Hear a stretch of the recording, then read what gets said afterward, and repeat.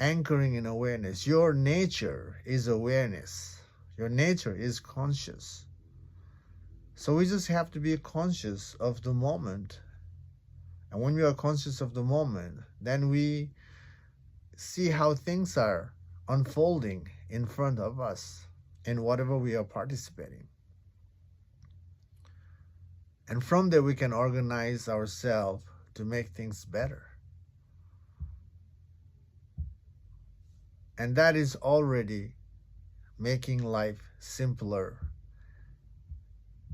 creating an ease in one's life. If you feel struggle, if you feel unease, if you feel weird, then don't do it. Don't do it. Just keep it simple. Awareness is enough. And this is the thing, guys. The whole spiritual journey, the enlightenment journey, is to figure out who you are as consciousness. You are consciousness. The nature of the consciousness is conscious. And another way to say it, its nature is empty. And the whole journey is to rest in who we are. We are already that.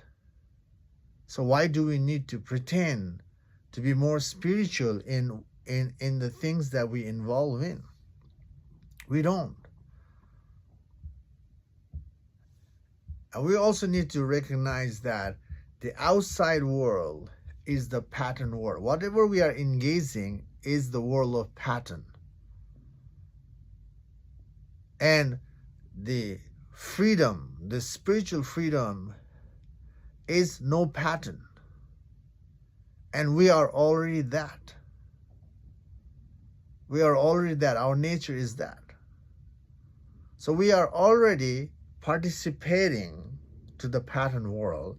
We just have to put our focus in the things that we involve in. And that's good enough. That's already living a mature life. If you can focus yourself in the things that you do, that it's already a mature life, a mindful life, aware living.